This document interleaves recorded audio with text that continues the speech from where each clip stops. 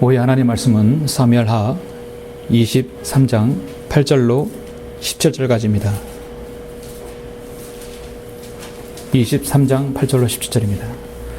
다윗이 이스라엘 다스리기 전에 함께했던 다윗의 용사들에 대해서 이제 그들의 이름이 나오고 그들이 하는 일들에 대해서 잠시 소개합니다. 이 말씀은 역대기상 12장과 많이 대조되고 또 주목되는 말씀이 있죠. 그래서 오늘 설교는 사무엘하 23장에서 본문으로 삼고 역대기상 12장도 같이 보도록 하겠습니다. 먼저 본문 8절부터 17절까지 봉독해 올립니다. 다윗에게 있는 용사들의 이름이 이러하니라. 대장들 가운데 최고 우두머리의 자리에 앉은 자는 타크몬인 곧 에디슨 아디논이 그가 800명을 향해 그의 창을 들어 한 번에 죽였더라. 그의 다음으로는 아호아인 도도의 아들 엘르아살이니 다윗과 함께한 세 용사 중 하나더라.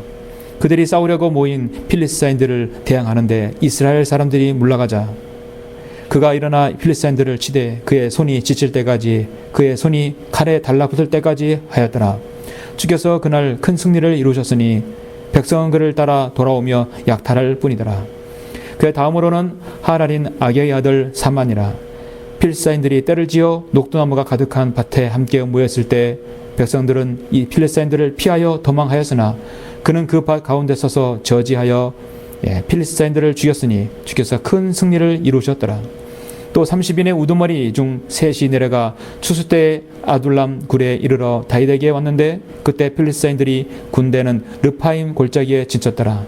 그때 다윗은 요새에 있었으며 필리스타인들의 거점은 베들레헴에 있었더라. 다윗이 갈망하여 말하기를 오 나로 성문 곁에 있는 베들레헴의 우물물을 다시 마시게 할 자가 누구인가 하니 세 용사가 필리스타인들이 군대를 뚫고 가서 성문 곁에 있는 베들레헴의 우물물을 길러와 다윗에게 가져오니라. 그러나 그가 그것을 마시기를 원치 아니하고 죽게 부어 드리며 말하기를 오 주여 내가 이 일을 결단코 하지 아니하리이다. 이것은 자기 생명의 위험을 무릅쓰고 갔던 사람들의 피가 아니니까 하고 그가 그것을 마시지 아니하니라. 이 세 용사가 이런 일을 행하였더라. 아멘. 17절까지입니다. 오늘 말씀을 위해서 잠시 기도드리겠습니다. 존귀하시고 위대하시며 늘 저희들을 사랑해 주시는 아버지 하나님, 감사와 모든 찬양을 돌려드립니다. 예수 그리스도의 핏부림으로 값져 사신 귀한 성도들 오전부터 불러모아 주시고 경배를 드리며 오후에 다시 한번 저희들 오후에 경배를 드릴 수 있도록 인도하심을 감사합니다. 여기 이 자리에 모인 우리 모두는 주님의 피로 사신 귀한 참으로 주님의 성도들입니다. 우리는 이 땅의 지역교회에서 주님을 섬기는 동안 늘 매주마다 얼굴을 마주보며 교제하고 기도하며 충고하며 또 주님께 영광 진리로 경배를 드립니다. 이 세상에서 가장 같은 영, 같은 피로 구속받은 사람들입니다. 아버지 하나님, 얼마나 사랑스럽고 아름다운 성도들입니까? 영적 전쟁에서는 전우여 동역자이며 조력자들입니다. 오늘 우리는 이 말씀을 통하여 다윗에 함께한 그 조력자들, 동역자들을 보고자 합니다. 그들의 모습을 통하여 오늘날 이 시대, 교회 시대에 성도라고 하는 우리들이 어떠한 모습으로 섬겨야 되는지를 알고자 합니다.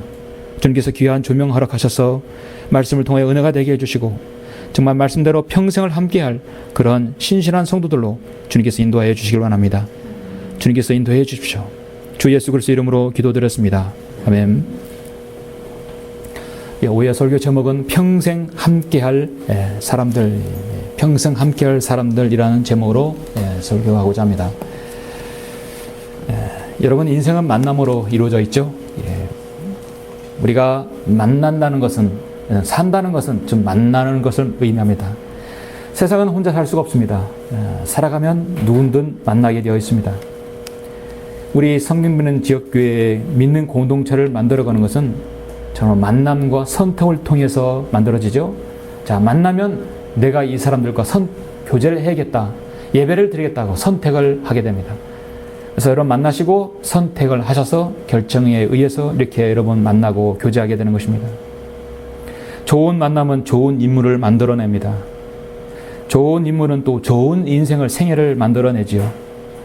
그러므로 우리는 만남을 중요하게 여기고 또 선택을 중요하게 여깁니다. 하나님과의 만남, 여러분 부모와의 만남, 배우자와의 만남, 친구와의 만남, 스승과 제자와의 만남, 또 영적 지도자, 목자와의 만남, 또 앞에 있는 동역자들의 만남, 그리고 저 뒤에 있는 좋은 책들의 만남. 참으로 우리는 만남이 중요합니다. 예. 우리는 그런 만남을 통해서 우리 자신이 새로워지고 나 자신의 믿음이 더 굳건하게 되죠. 스승은 훌륭한 제자를 만날 때 비로소 빛을 발합니다. 선수 때는 별 특별한 그런 재주를 몰랐지만 지도자가 돼서 감독이 되어가지고 그의 탁월한 지도 능력을 발휘하는 사람도 있죠. 거스 히디크 감독 같은 경우는 대표적인 사례일 것입니다. 이 세상에서 가장 중요한 만남 중에 또 무엇입니까? 성도는 목자를 잘 만나야 되겠죠. 탁월한 제자가 탁월한 스승을 만날 듯이 신실한 성도를 통해서 하나님을 사랑하는 목자를 만날 수 있는 것입니다. 하나님 사랑하는 목자는 또 신실한 성도를 하나님께 붙여주십니다.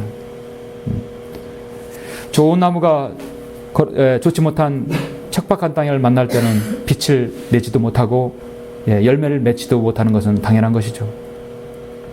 그래서 훌륭한 인물의 배후에는 늘 훌륭한 만남이 있고 그를 가르치는 스승이 있습니다. 여러분은 좋은 만남을 가지고 있죠? 배우자와 또 동역자와 또 성도의 좋은 만남. 하나님께서 저와 여러분의 그런 목자와 양의 관계, 또 성도와 성도 관계, 형제 간의 관계, 참으로 주님께서 인도하셔야만이 가능한 것입니다. 여기 계신 우리 모두의 공통점은 예수 그리스도의 보혈을 통한 가장 가치 있는 만남이라고 저는 믿습니다. 여러분 그렇죠? 예수님이 아니면, 이 성경이 아니면 저와 여러분은 만날 공통점이 없습니다. 이건 단순한 만남이 아닙니다. 인생에 있어서 큰 획을 긋는 만남입니다. 정말 이웃사촌보다 더 많이 자주 만나는 것이죠. 친척해봐야 1년에 2-3번 만나지만 우리 매주마다 또 수요일마다 주일마다 만나서 기도하지 않습니까? 또 훌륭한 지도자는 그 밑에 훌륭한 참모와 보좌진이 있을 때 빛을 발하게 되어 있습니다. 보좌진이 그 지도자의 눈과 귀를 막아버리면 올바른 지도력을 펼 수 없는 것은 현 시대 과거 정부 계속해서 여러 번 볼 수 있죠. 성경에서 우리는 가장 강력한 통치 체제를 만든 왕이라고 한다면 단연히 다윗 왕을 들 수 있습니다. 하나님께서는 그를 열왕기상 11장 36절에서 내가 한 지파를 그의 아들에게 주어 내 종 다윗으로 내가 나의 이름을 두려고 나를 택한 성읍 예루살렘에서 항상 내 앞에서 빛을 갖게 하리라 했어요. 다윗을 통해서 그걸 이루시겠다고 하셨습니다. 이제 주님께서 재림하시면 다윗에게 또 보좌를 내어주셔서 통치하게 하실 것입니다. 다윗 왕이 이스라엘의 훌륭한 지도자로 서기까지는 사실 많은 인내와 고난과 연단이 있었어요. 그는 전쟁에서 야전 용사였습니다. 한 번도 진 적이 없는 무패의 전사였습니다. 수많은 전쟁에서 그는 승리를 이끌었습니다. 오늘 저는 오후에 그가 진정으로 정말 사랑하고 그가 평생 함께했던 그 용사들, 죽기까지 신실했던 그 용사들을 여러분에게 한번 소개하려고 합니다. 그 용사들은 어떠한 인물인지 우리는 알았으면 합니다. 어떤 인물에게 다윗이란 지도자가 그렇게 생겼는지를 알기를 원합니다. 그리스도인이 되어서 하나님의 말씀으로 양육을 받고 성장함 할수록 그에게는 새로운 싸움이 시작되죠. 누군가 물었어요. 당신은 그리스도인이 되어서 평안함을 얻었습니까? 보통 말하면 나는 평안함을 얻었습니다. 그렇겠죠? 사실 정확히 말하면 그 사람 정확히 말한 거예요. 나는 전쟁과 평안을 얻었습니다.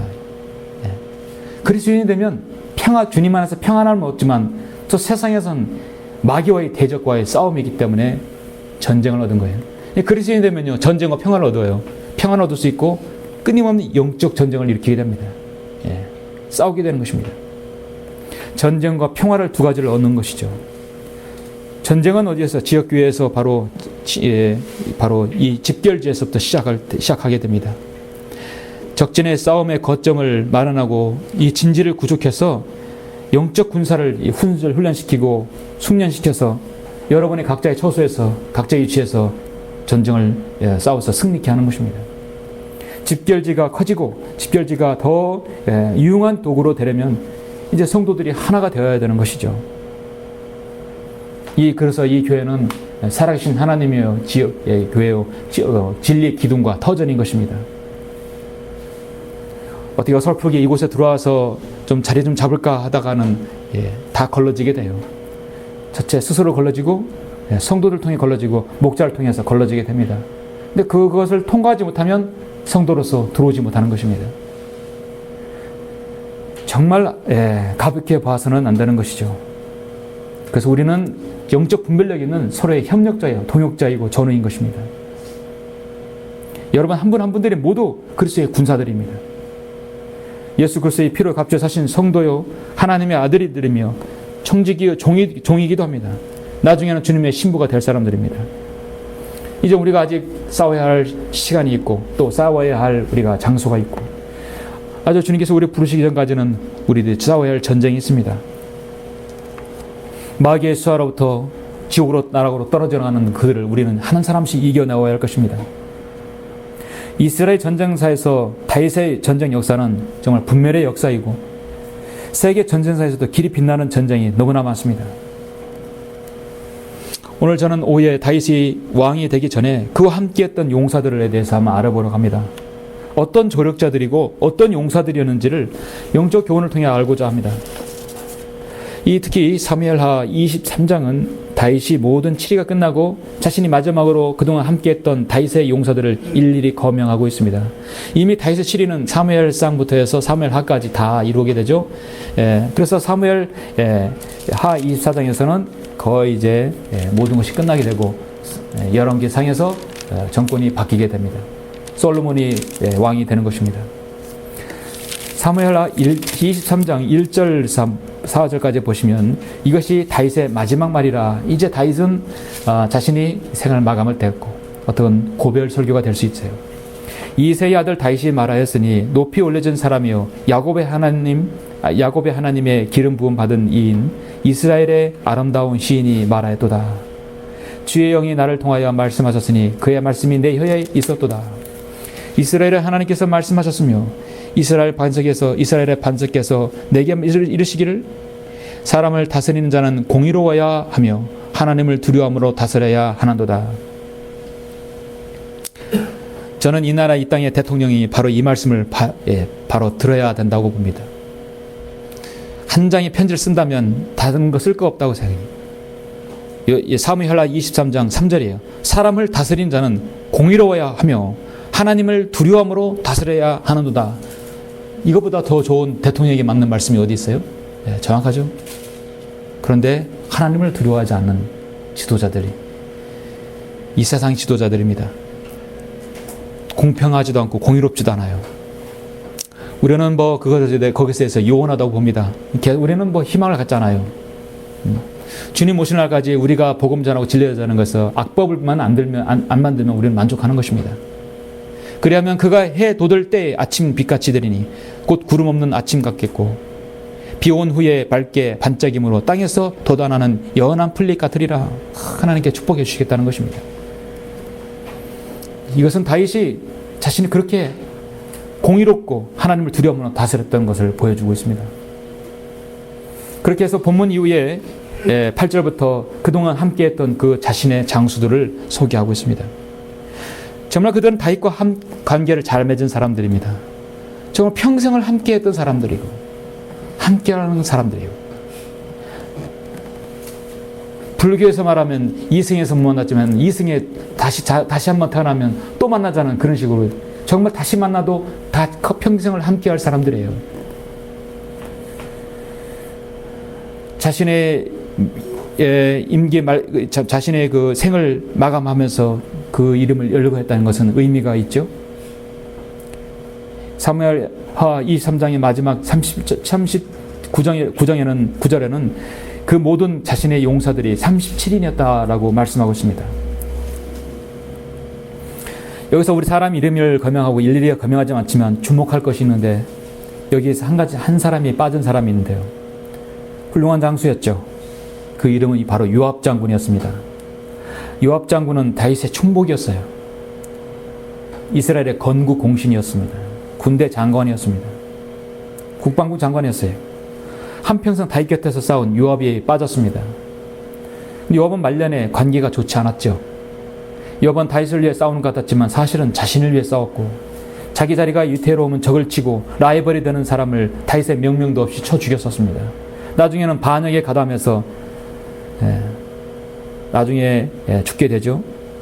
다윗의 마지막 고별, 그의 유언이 요압을 반드시 죽이라는 것이죠. 솔로몬으로 하여금 요압을 죽이게 합니다. 오늘 본문에 나오는 다윗의 많은 용사들은 이들이 이 다윗을 좋아서만은 아닙니다. 마지막 39절에 우리아예요. 이 우리아는 다윗의 손에 죽었어요. 이 필리스타인과 싸워 죽은 게 아니라 다윗의 손에 죽은 거예요. 죽일 뿐만 아니라 그의 아내를 자기 아내로 삼았던 사람이에요. 자신의 신복을, 자신의 충신을, 아내를 빼앗고 그 사람을 죽인 그런 다윗이었어요.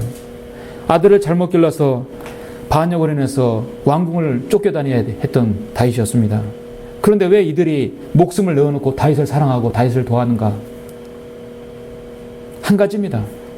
하나님께서 다윗을 기름 부은 왕으로 세우셨고 하나님께서 다윗과 함께하는 것을 그들이 알았기 때문이에요. 하나님께서 다윗 편이고 계시고 다윗이 하나님 편에 서 있고 그 모든 흐름을 다윗을 통해서 하나님께서 움직이셨기 때문에 그들이 다윗을 따랐던 것입니다. 정말 하나님을 사랑하는 사람들이죠. 하나님을 의지하고 싸운 것이죠. 여러분의 동역이 하나님과 관계된 일이라면, 제가 하는 일이 하나님 일이라면 여러분은 저 일을 따라오시면 되는 것이죠. 다윗은 기나긴 도망자 생활을 끝내고 명실공히 하나님께서 인정하시는 이스라엘 왕이 되었을 때 여기는 이 모든 37년 이스라엘 건국 공신이 되었습니다. 역대기상 11장과 12장에서 다윗을 도와 조력했던 용사들이 여기서도 이제 역대기상에도 집중적으로 제시됩니다. 그래서 저는 오늘 오후에 이 사무엘하 23장과 역대기상 11, 12장을 통해서 다윗의 그 조력자들이, 다윗의 용사들이 어떠한 용사들이는지를 알고 영적으로 교훈을 얻고자 하는 것입니다.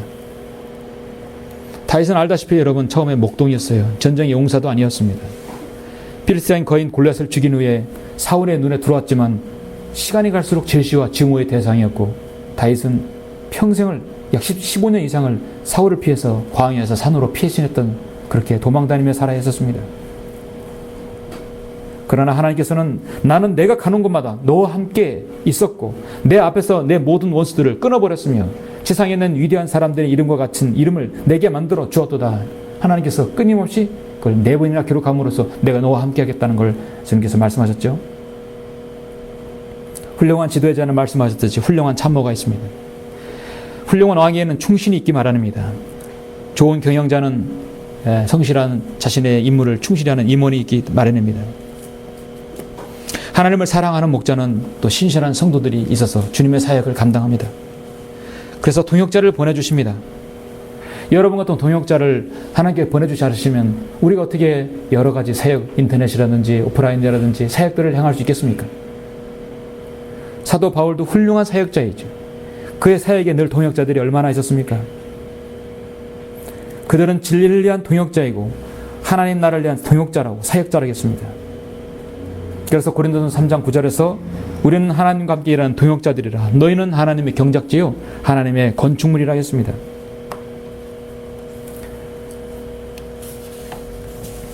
이제 여러분이 정말로 내 평생에 함께 할 사람들이라면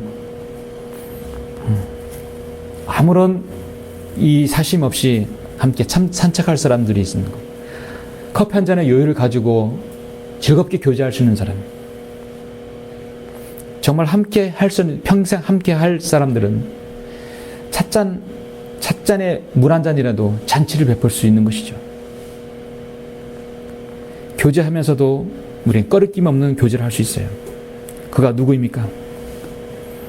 내가 성령님의 인도를 받는데 교제가 껄끄럽다, 산책하기는커녕 커피 한 잔도 같이 마시고 싶지 않다는 것은 무엇인가 걸리는 게 있기 때문입니다. 정말 내가 평생과 함께할 그럴 사람들은 어떤 사람들인가요? 저와 여러분에는 그런 관계가 되어야 된다고 저는 봅니다. 한 사람 한 사람 들어오더라도, 그것이 시간이 걸리더라도 그런 관계 속에서 우리가 하나님의 사역을 펼쳐야 할 것입니다.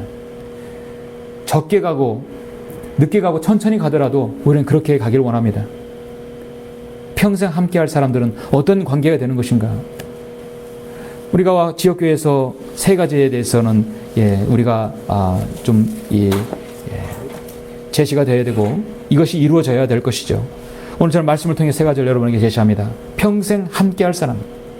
그 사람들은 어떤 사람들인가? 첫 번째는 가장 기본이죠. 하나님의 말씀의 훈련으로 숙련된 주님의 용사들이 되어야 합니다. 첫 번째는 하나님의 말씀이에요. 하나님의 말씀으로 숙련돼요. 무장이 되어야 되는 것이에요. 말씀으로 기준이 없는 사람들은 절대 이 교제에 함께할 수 없습니다. 기준이 틀려요. 잣대가 틀리니까 맞질 않는 거예요. 그렇죠?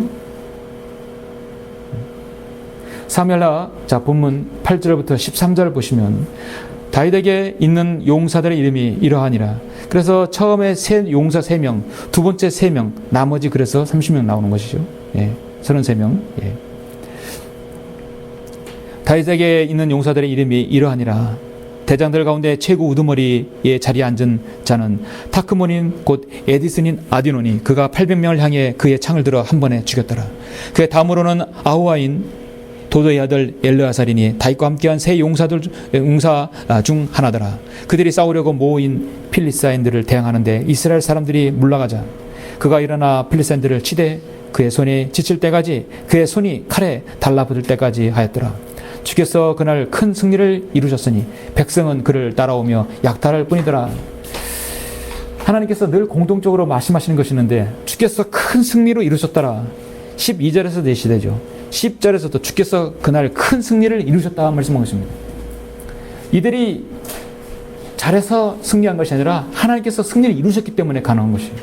중요한 그들이 말씀으로, 하나님의 말씀으로 그들이 자신들의 숙련된 훈련된 용사들이라는 사실이죠. 여러분, 하나님의 말씀으로 숙련되지 않고 훈련되지 않으면 용사가 될 수 없습니다. 평생 함께할 수 없습니다. 왜냐하면 여러분이 마귀의 종이 될 수 있고 마귀에게 쓸어 넘어질 수도 있기 때문에 먼저 나 자신을 보호해야 돼요. 역대기상을 이제 넘겨보시면 같이 보시죠. 역대기상 12장 3절을 보시면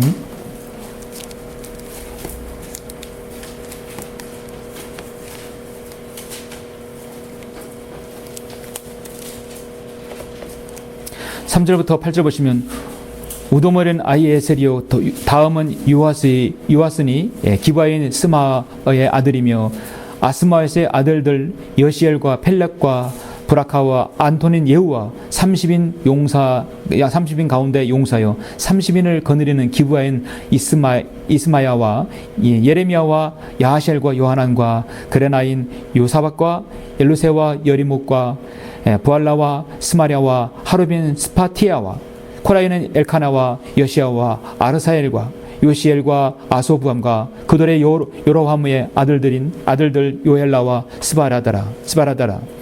가딘들 중에서 다윗에게로 분리하여 광야를 향하여 요새로 들어간 자들이 있었으니 용사들이요 전쟁에 적합한 전사들이라. 그들이 방패와 창을 쓸 줄 알았고 그들의 얼굴은 사자의 얼굴 같았으며 산 위의 노루처럼 빠르더라. 자, 중요한 것은 방패와 창을 쓸 줄 알았다는 거죠. 그리고 아주 빨랐어요. 이들이 한번 칼을 쓰면 그 칼이 손에 달라붙을 때까지 하였더라. 칼을 쓰면 한번 손에 착 달라붙으면 상대방을 쓸었을 때까지 놓지 않는 것이에요. 하나님의 말씀을 다루는 것이 그렇게 돼야 되는 것입니다. 전쟁에서 조력자는 하나님의 용사들이에요. 기본적으로 말씀으로 우리는 그들에 의해서는 칼과 창을 마음대로 제대로 쓸 수 있는 능수능란한 용사들이 되어야 합니다. 우리가 지역교회에 들어와서 하나님 말씀을 공부하고 또 성경 공부하고 양육받는 이유가 무엇입니까? 기본적으로 우리가 과거의 말씀을 몰랐던 것에서 다시 한번 체계적으로 말씀을 배움으로써 능수능란한 그리스도의 군사로 되기 위해서 배운 것 아닙니까? 활로도 무장하고 문멸질도 할 줄 알고 오른손 왼손도 쓸 줄 알고 그들의 발은 산 위의 노루처럼 빨랐습니다. 방패와 창을 쓸 줄은 물론입니다. 전쟁에 능숙한 사람들입니다.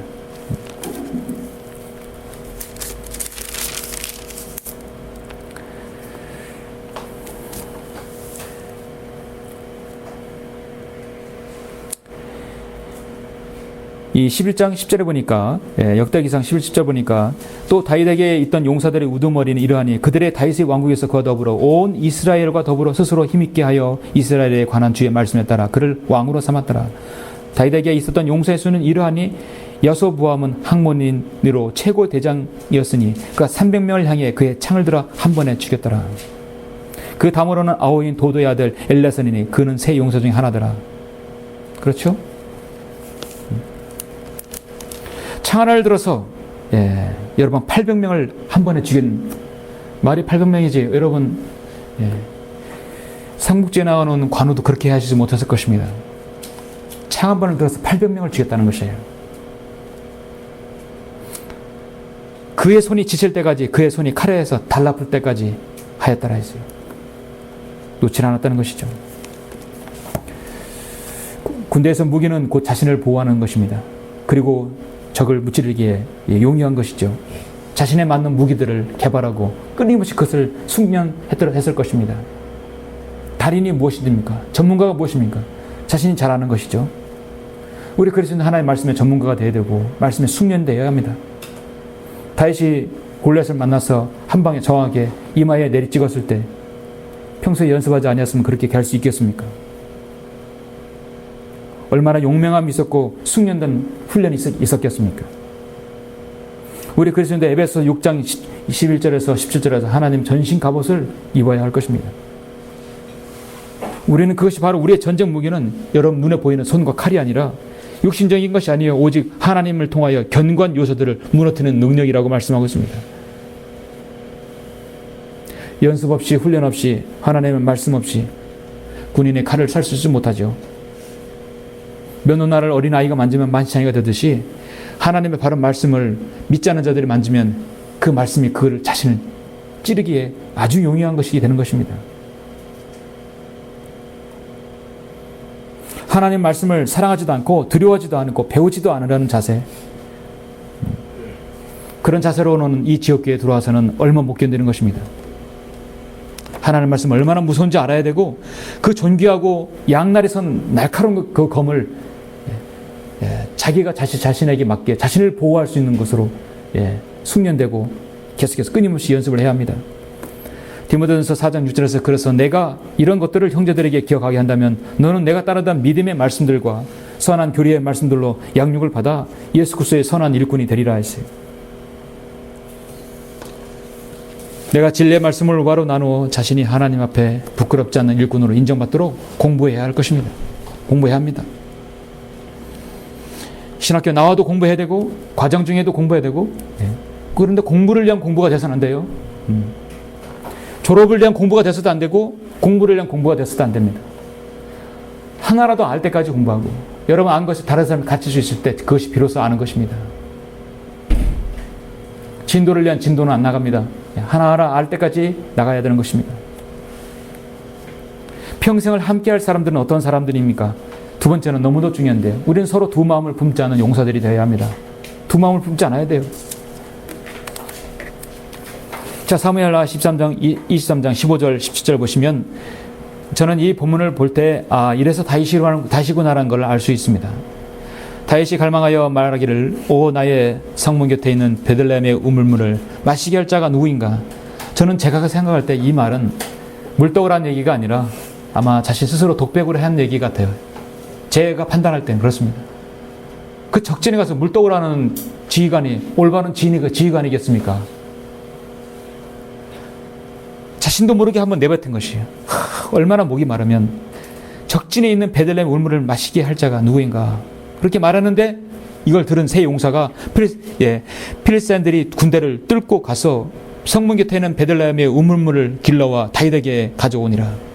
그러나 그가 그것을 마시기를 원치 아니하고 주께 부어 드리며 말하기를 오 주여 내가 이 일을 결단코 하지 아니하리다.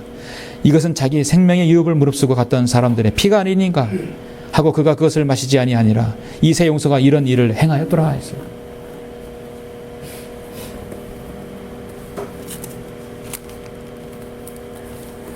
이스라엘의 왕 주변을 포진하고 있는 전쟁의 조력자들은 이 세 용사들의 행보를 어떻습니까? 정말 믿음과 신의가 있는 사람들이죠.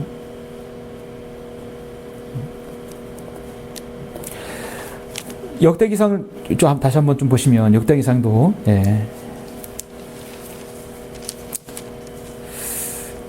과연 그들은 두 마음을 품은 자들이고 다윗을 겉으로는 충성 맹세한다고 하지만 속으로는 그렇지 않은 자들이 과연 그렇게 말하겠다 해서 적진에 가서 베들레헴에 가서 우물물을 길러올 그런 사람이 있겠습니까?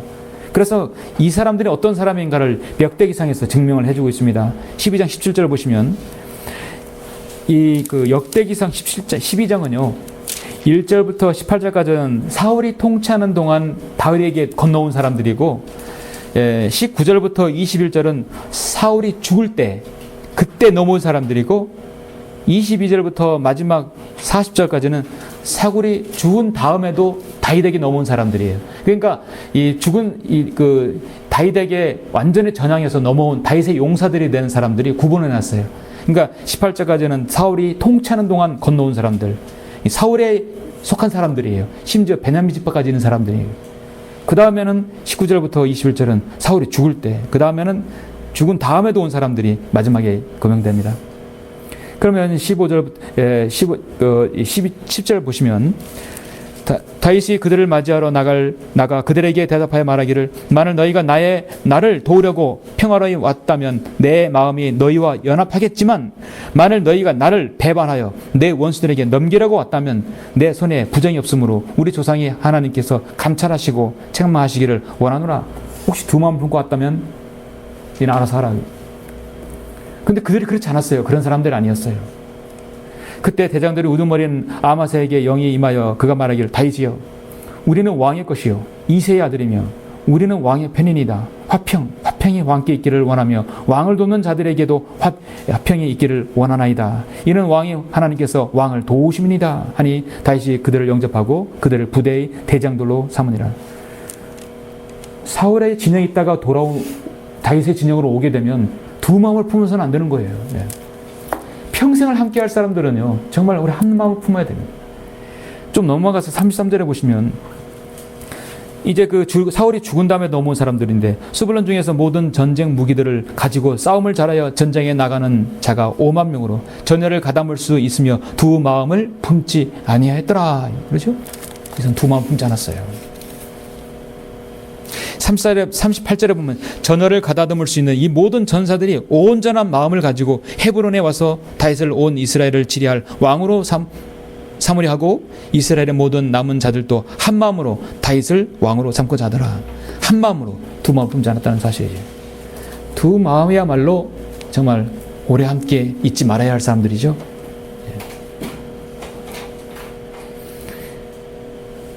나는 무심코 말했을지 몰라도 그들은 다윗이 목이 마르구나. 자신의 목숨이 두 개입니까? 적진의 베들레헴 우물가에 가서 그것을 가져온 것이에요. 나의 하나님, 역대기상 11절 18절은 이렇게 말씀하고 나의 하나님 내가 이 일을 결단코 하지 아니리이다. 내가 자기들의 생명의 위협을 무릅쓴 이 사람들의 피를 마시니까 그들이 떠온 물은 그들의 피였죠. 이는 그들이 자기들의 생명의 위협을 무릅쓰고 이 물을 가져왔습니다. 자신도 모르게 오 나로 성 곁에 있는 베들레헴의 우물물을 마시게 할 자가 누구인가 했는데 그 말을 들은 그들은 밤새 밤이슬을 젖어가면서 적진을 뚫고 그들이 한 컵의 물을 떠온 것입니다. 다윗은 놀랐겠죠? 아유 왜 이렇게 물까지도 떠올 수는 수고했어. 야 내가 이 물을 마셔본 지가 언제냐? 그리고 쭉 꿀꿀꿀 마셔버리면 그게 지도자입니까? 다윗의 매력, 다윗의 인간됨이 바로 여기에 있는 것입니다. 두 마음을 품지 않은 사람들에게는 다윗은 그렇게 또 자신의 몸과 같이 했던 것이에요. 다윗의 인간됨, 다윗이 바로 어떤 지도자였는가를 알 수 있는 것입니다. 죽기까지 신인과 의와 믿음이 있었던 사람들은 바로 다윗의 전쟁의 조력자들이고 다윗과 평생을 함께할 사람들이었습니다. 두 마음을 품은 전형적인 사람이 바로 발람 선지자죠. 앞에서는 하나님을 사랑하는 척 이스라엘을 축복하는 척하고 뒤에서는 발람에게 뇌물을 받아가지고 어떻게 하면 이스라엘 백성이 저주할 것인가를 알려주는 전형적인 두 마음을 품는 사람이 다윗을 일찍이 따랐고 오랫동안 군대 대장으로 지냈던 요압 장군이 바로 두 마음을 품었던 것입니다. 끝까지 신실하지 못했던 전형적인 사람이었어요. 그렇습니다. 여러분 보시다시피 이 세 용사는 다윗의 마음을 감동시켰을 뿐만 아니라 하나님께서 기뻐받으신 산 제물, 그것을 하나님께 부어드렸다는 것입니다. 우리도 주님께 충성을 다하여 자신을 산 제물을 드릴 때 하나님께서 비로소 영광을 받으시죠. 그러므로 형제들아, 내가 하나님의 모든 자비하심으로 너에게 권고하노니 너희 몸을 하나님께서 기뻐하시는 거룩한 산 제물로 드리라. 이것이 너희가 드릴 합당한 예배니라. 여러분이 하나님께 드리는 것은 두말 품지 않는 것이죠. 자신의 주군을 위해서 생명을 아끼지 않는 헌신, 그러한 핏값을 먹지 않았던 다윗의 그 신의와 믿음, 바로 그런 관계가 있어야만이 평생을 함께하고 평생을 통치할 수 있는 것입니다. 우리는 서로 사랑하는 거에 아무것도 어떤 빚도 지지 말아야 한다고 로마서 13장 8절에서 말씀하고 있습니다. 사랑하는 사람 율법을 이루는 것이라 했습니다. 사랑하는 자들아, 우리가 서로 사랑하자. 이는 사랑이 하나님께 속한 것이기 때문이라. 사랑하는 사람은 누구나 하나님께로 태어났으며 또 하나님을 아느니라 했습니다. 우리는 서로 사랑한다는 말 하면서도 두 마음 품어서는 안 되는 것입니다. 앞에서 얘기하고 뒤에서 다른 말하는 것이 아니에요. 솔직히 서운하다면 서운하다고 개인적으로 교제할 때 얘기하고, 그럴 때 그때 풀어야 합니다. 즐거워하는 자들과 함께 즐거워하고 우는 자들과 함께 울려면 두 말 품어서는 안 되겠죠? 예.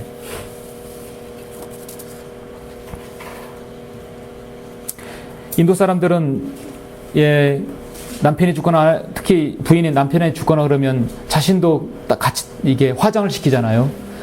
어떤 때는 자녀도 같이 화장을 시켜버려요. 아주 마귀적인 그 그 장례 습관이죠. 그래서 타다 남은 거를 겐지스 강에 버려요. 겐지스 강에는 막 사람들의 그 타다 남은 시체들이 둥둥 떠다니는데, 그런 물에 물을 씻어서 죄가 씻음받는다고 몸을 담그는 사람들입니다. 어느 인도로 간 한 선교사가 선교를 하는 도중에 어느 날 강둑의 한 여인이 두 아이를 데리고 나타났어요. 선교사가 뭐나 봤더니 아이 둘을 하나님 자신이 신에게 바친다 하면서 겐지스 강에 빠뜨리려고 하는 것이에요. 만류하고 말렸지만 말릴 수가 없었던 것이에요. 한참 지난 다음에 여인이 둘 중에 두 아이를 데리고 왔는데, 한 아이는 물에 빠뜨리고 한 아이를 데리고 왔는데, 보니까 건강한 아이는 물에 빠뜨리고 약하고 병든 아이만 하나 데리고 왔던 것입니다. 그래서 선교사는 왜 그렇게 했냐고, 왜 건강한 아이를 빠뜨리고 왜 이렇게 약한 아이는 데리고 왔냐고 물으니까 그 여인이 하는 말이, 당신들은 당신의 신에게 병들고 약한 것을 드리느냐? 나는 그래서 건강한 걸 드린다. 그래서 건강을 빠뜨렸다는 얘기예요. 선교사는 그 말을 듣고 탁 얻어맞은 것 같다고 했습니다. 그들의 그 습관이 마귀적인 것이고 사탄적인 것이지만, 그 사람들조차도 자신이 하나님께 드린 것을 온전하게 드린다 이거죠. 하물며 우리가 온전히 하나님께 드린다는 우리의 제물, 산 제물이 무엇입니까? 우리 거듭났으면 우리 자신이 온전하게 산 제물이 우리 자신이 되어야 할 것입니다. 평생을 함께할 사람들은 어떤 사람들입니까? 세 번째로, 이 마지막 시대의 흐름을 잘 읽을 수 있는 용사들인 것입니다. 이 부분은 역대기상만 보시죠. 역대기상 12장 1, 2절에 나오죠. 다윗이 키스의 아들 사울로 인하여 자신을 숨기고 있는 동안 시클락으로 다윗에게 간 사람들이 이들이니 그들은 용사들 가운데 있었으며 전쟁의 조력자들이더라. 사울이 살아있을 때 다윗에게 온 것입니다. 그들은 활로 무장하였으며 물매질을 하고 활을 쏘는데 오른손과 왼손을 다 쓰는 자들로 베냐민 지파 사울의 형제들에게 속하였더라. 그래서 그들이 여기 3절부터 8절 목록이 나오죠. 방패와 창을 쓸 줄 아는 자들, 사자의 얼굴 같고 산 위의 노루처럼 빠른 자들이에요. 앞으로 왕이 될 자가 누군지를 알았던 것이에요. 그들은 하나님과 함께할 용사가 누구인 줄 알았던 것입니다. 베냐민 지파의 혈연 관계나 친분으로부터 그런 완전히 돌아서서 다윗에게로 온 사람들이, 사울이 죽어서 온 게 아니라 사울이 살아있고 왕으로 군림하고 있을 때 다윗에게로 전향한 사람들입니다. 무엇이 옳고 그름을 분별할 수 있는 것이죠. 하나님께서 누구에게 함께 하시는 걸 아는 사람들입니다. 시대를 분별할 줄 아는 사람들입니다.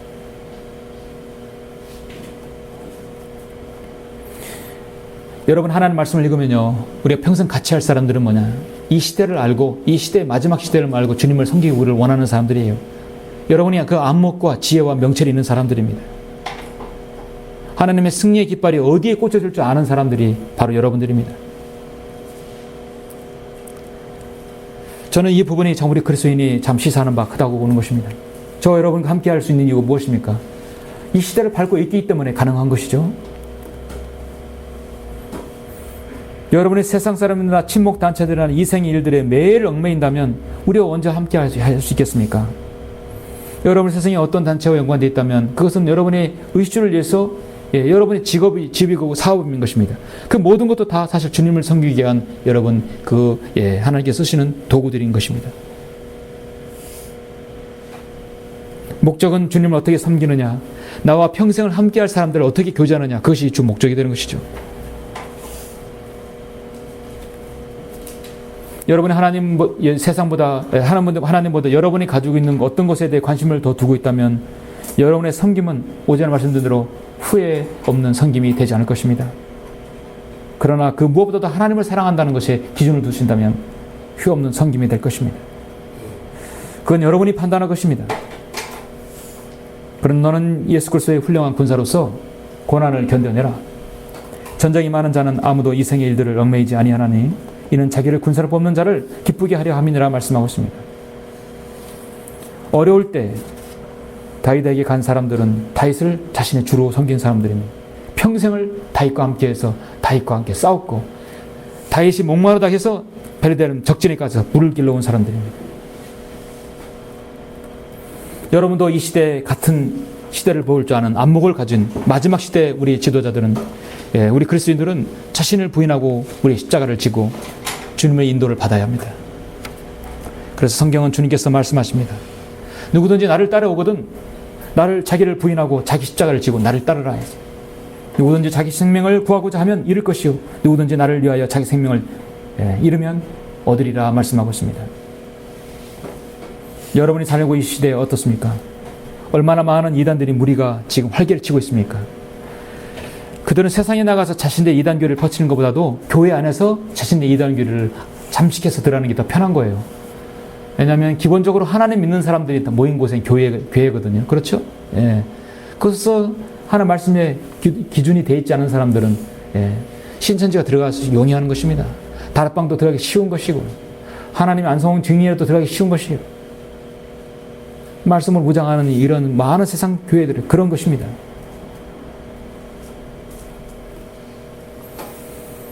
사울이 살았을 때 다윗을 따랐던 조력자들, 그 군대의 그 용사들은 험난한 길이었고 멸시와 질시의 길이었고 때로는 외로운 길이었지만 그들은 그 길을 따라서 이스라엘 건국 공신이 되었던 것입니다.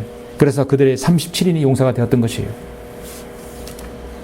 모두 다 그런 스스로 결정을 내렸던 사람들입니다. 사랑하는 성도 여러분, 우리가 평생 함께해야 할 사람들이 어떤 사람들입니까? 바른 말씀으로 양육받고 훈련받은 지역교회 용사들이죠. 전 여러분을 평생을 함께하고 싶습니다. 주님 모실 그날까지 제가 먼저 올라가고 여러분 먼저가 오는 게 아니라 같이 올라가고 싶습니까? 제가 먼저 올라간다면 여러분이 저를 묻어야 되고 여러분이 먼저 올라가시려면 제가 여러분을 묻어야 되는 것이 가장 가까이에서 기도하는 것입니다. 그런데 우린 같이 올라가야 되겠죠? 두 마음을 품은 한 마음으로 주님을 섬기는 것입니다. 신의가 있고 전우회가 있는 사랑이 있는 성도가 되기를 원하는 것입니다. 이 마지막 시대임을 알고 성별한 신실한 성도들입니다. 이것이 갖추지 않으면 어떻게 평생을 함께 할 수 있겠습니까? 이것이 없는 사람들, 아무리 피를 나눈 부모, 형제, 자매라도 소용이 없는 것이에요.